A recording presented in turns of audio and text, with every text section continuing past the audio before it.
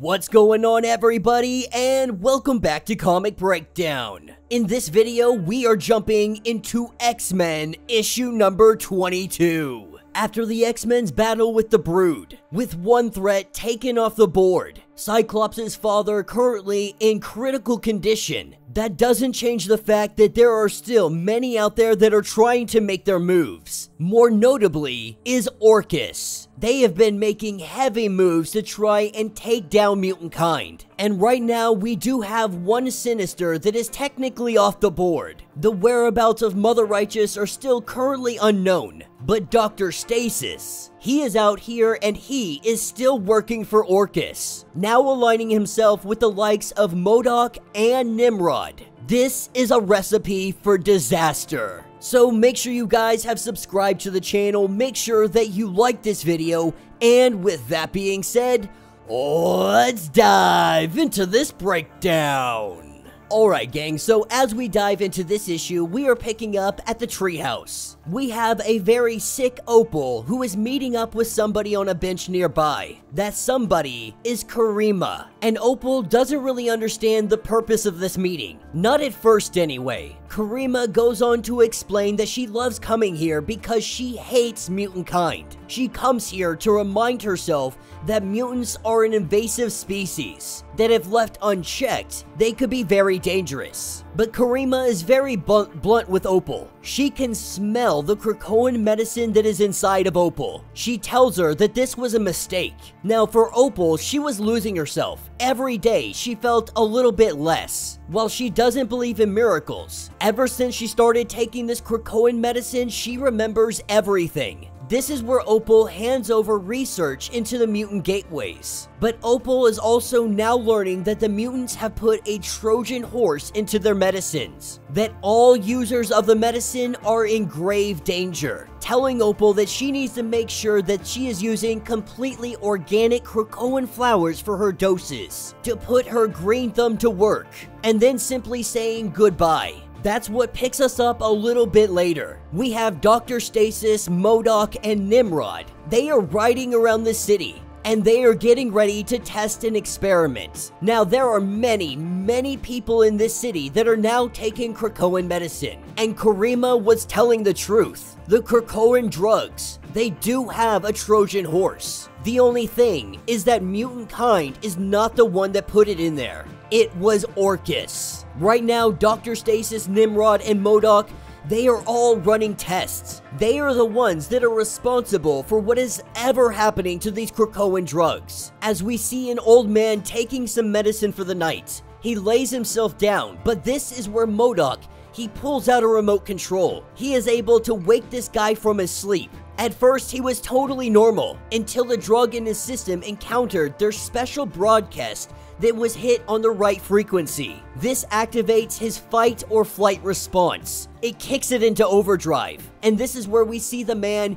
he runs towards the window in his building, and he runs directly into it. Blood coming out everywhere, he smashes his face until he gets through the window. And then he hurls himself off the building. This is exactly what MODOK and Orchis were aiming for, as they watch the man splat to his death down on the ground. This is just one singular localized signal. If they were to broadcast this via mobile towers, they could see hundreds of thousands of people do this simultaneously. It's even bigger than that, millions of users around the world. If they do this just right, they can make it seem like the Krakoan medicine is the true enemy behind all of this. And this is only one stage of their overall attack. The medicines were just a soft power for mutants to win the hearts and minds of those who hated and feared them. At the same time, Dr. Stasis had rolled out his gift of his own, an ability to suppress and eradicate the X gene. Every day across the country, those looking to be normal, they were offered a chance at pop-up clinics like this one in Chicago. All they have to do is sign a consent form, and then the X gene will be removed from them. Going into this Orchis pop-up clinic, we have a guy by the name of Woofer. As he gets welcomed in, and these guys in Orchis suits coming at him with needles and all kinds of stuff, he immediately freaks out. He says that he's changing his mind. As he goes to run out, The Orchis agents grab him, as he is now taken against his will. That is where we have the arrival of the X-Men. Cyclops leading them in, saying that for both humans and mutants, everyone has a fundamental right to changing their minds. As Cyclops goes to take this kid out of here, we see a hooded and masked Orchis agent begin to go after Cyclops. With Cyclops punching him, Cyclops is thrown off a little bit. That punch should have done some damage to this guy. And when this guy returns the punch to Cyclops, Cyclops takes one heck of a blow right to the chin. As one of these guys get ready to use this cure on Forge himself, Forge is done and over with it already. Having some gum that he was chewing up, he spits it out. And this guy in front of him begins to get swallowed up as the gum begins to grow, with Firestar burning the weapon out of his hand. This is when the masked and hooded individual comes for Forge, screaming death to the X-Men. Firestar warns him to back off, but he keeps coming towards her, and so Firestar, she begins to burn the man alive. They quickly see that this is no man. This is a machine. Firestar burning him as fast and as much as she can, burning off all of the clothes. What remains is a skeleton, a mechanical one by the name of Sentinel-Zero. The main objective, to protect Orchis personnel at all costs. With claws coming out like Wolverine, we see him slice Firestar, Cyclops giving him a heavy blast. They quickly see that this is adamantium. Forge is quickly able to understand that this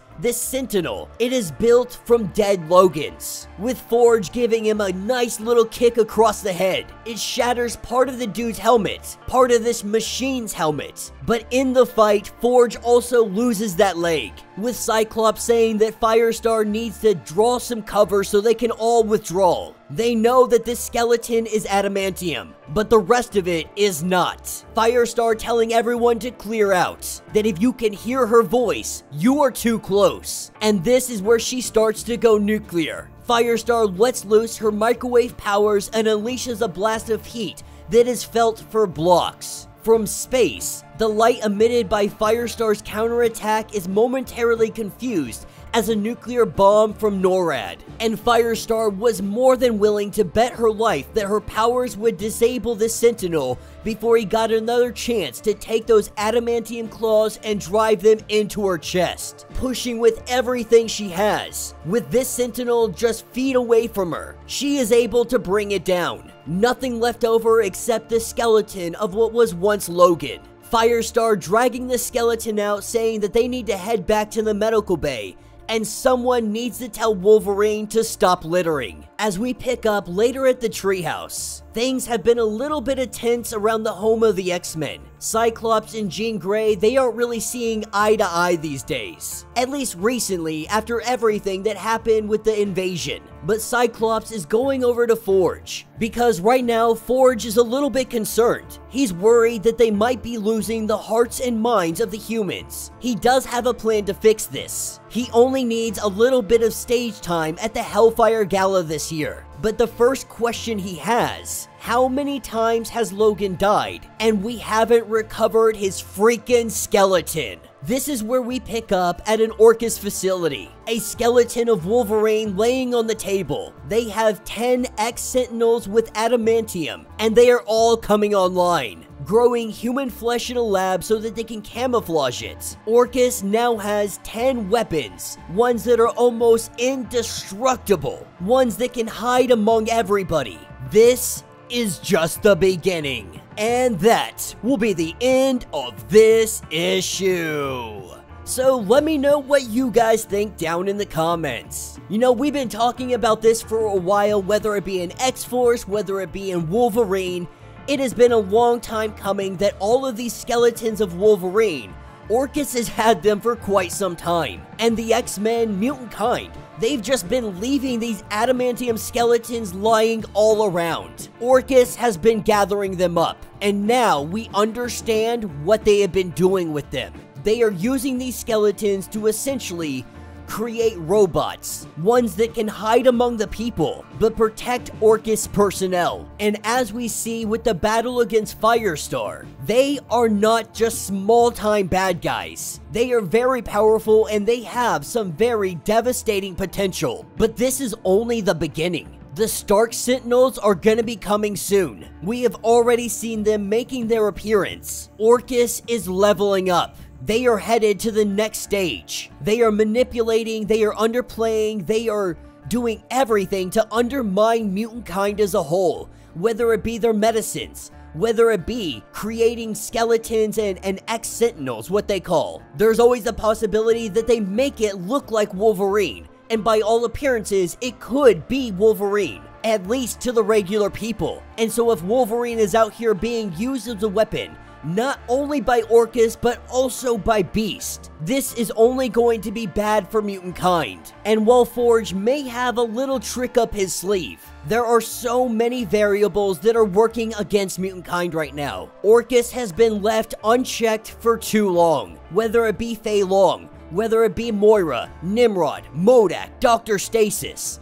All of these players, they come together and they are getting ready to tear down Mutantkind. And if they are able to put this idea that medicine is the bad guy, that Krakoa is actually tricking you and causing you guys to kill yourself, this is only going to turn the narrative against Mutantkind even more than it already is. If this is a chess match, Mutantkind is severely behind. They are losing pieces left and right. How long before we hit checkmate? Let me know your thoughts, let me know your theories. If you would like to get completely caught up on everything going on with X-Men, be sure to check out the link in my description as well as the top of this video.